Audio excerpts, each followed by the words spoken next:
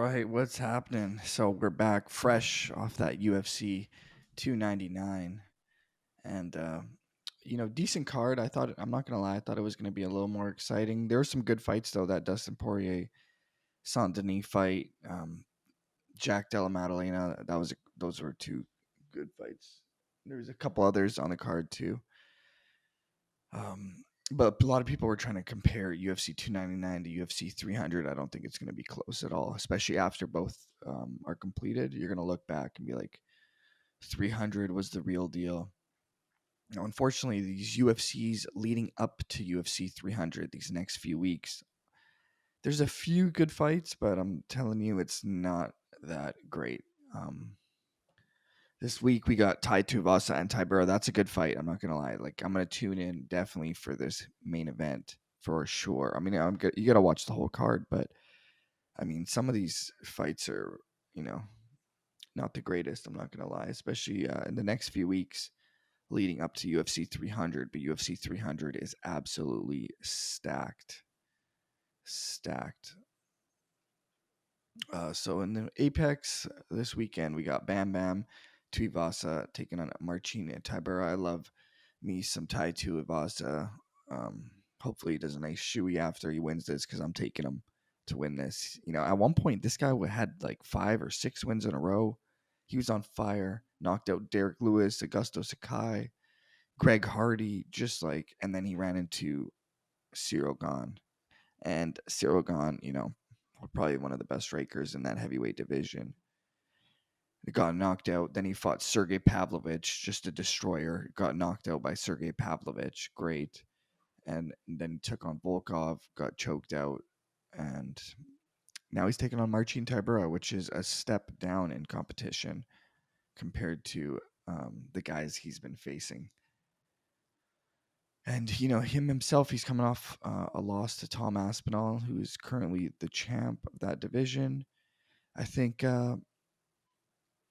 this fight does not go 5 rounds, and I think Tai Tuivasa is the guy to get him out of there. 38 years old. I know that's not too late in heavyweight, but I'm going with Tai Tuivasa. I love me some Tai Tuivasa, so I hope he takes that slight favorite as well, -130, which I agree with. That fight should be even odds, considering the fact Tai Tuivasa is coming off 3 straight losses, and he's still a favorite.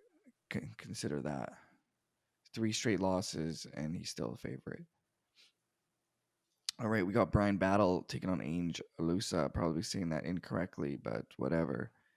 And Lusa over here, he took on your boy Jack Della Maddalena and took a beating for 3 rounds. You know, and that was on the Contender Series. He was eating some vicious body shots, but he's tough as nails. So I don't think Brian Battle's going to be able to get him out of there unless it's by submission. But I think I got to go with Brian Battle. He just seems to be the better fighter out of the two. I was pretty impressed what he did with Takashi Sato. Head kicked him. I know Sato was on a losing streak, but he was, one of Japan's up and comers.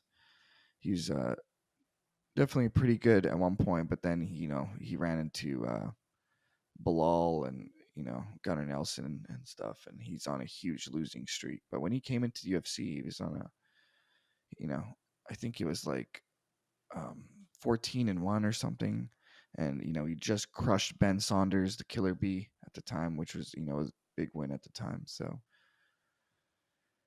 Brian Battle's only loss in the UFC comes to Hanat Fakhretdinov, and Fakhretdinov is an absolute monster.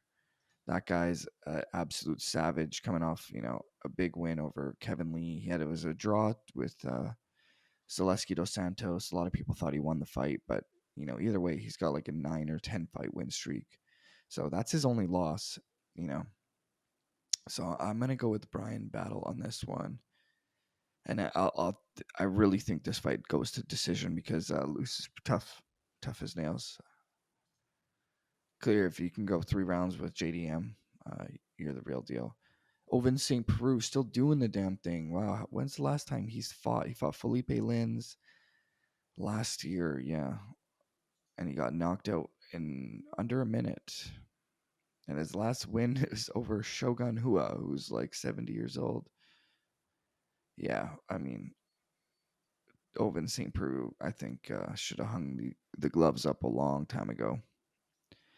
But unfortunately, he's looking for some money. I'm assuming those UFC paychecks. So Kennedy Nzechukwu, he was on a nice little win streak, and then he fought Dustin Jacoby. If you guys don't remember, go back. We took Justin Jacoby on our picks, and that was absolute fire pick. Dustin Jacoby, completely crushed Kennedy, and but I gotta go with Kennedy in this one. I just think Ovince St. Preux shouldn't be fighting anymore. 40 years old. Come on, bro. Take this last fight, retire, get that last paycheck, because after this fight, I don't think he's gonna be fighting much longer. We got Christian Rodriguez. I'm only going to touch on a couple more here. Christian Rodriguez, yeah, he's coming off a win over Hal Hosas Jr., you know, 18 at the time. I think he was 19, youngest kid in the UFC. Um, got that weird face, but, he's for real. And, Christian Rodriguez stopped that hype train real quick. And he's racked up, three wins in a row, even beating MSP Simon, the guy who trains with the middleweight champ Dricus du Plessis, another guy from Pretoria, South Africa. He's taking on Isaac Dulgarian, who's undefeated, and this, I believe, is his second fight in the UFC. Yeah, so he fought Francis Marshall. Obviously, I haven't really seen too much of this guy because he's only had one fight in the UFC. Only 6 pro fights. They're putting him against Christian Rodriguez. And he's the slight favorite. Wow, they must all first round finishes. Jeez, this guy seems like he's for real.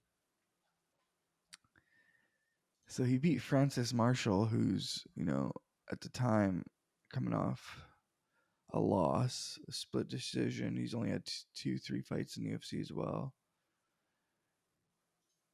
Yeah, I don't know what about this one. I might pass on this one because I haven't really seen too much, but I might lean towards Isaac looking at the records, but I haven't really seen too much of either guy. Like, it's his second fight in the UFC, and his first fight went pretty one-sided. Christian Rodriguez, on the other hand, he's a little more, tested, fought a little more better competition.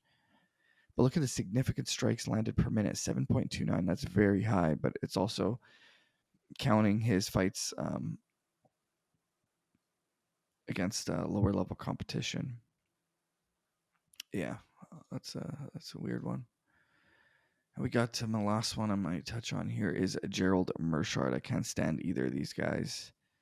Both guys about 50-50 fighters, if not worse in their records, especially Brian Barberena. When's the last time you've seen Gerald Mershard, favorite? Almost a 2-1 favorite, not too many times. Gerald Mershard coming off, 2-3 losses in a row or 2 losses in a row. That one win over Bruno Silva, though, I'll give him that. That impressed me. And the way he beat Mahmoud Muradov. Those are some wins that impressed me.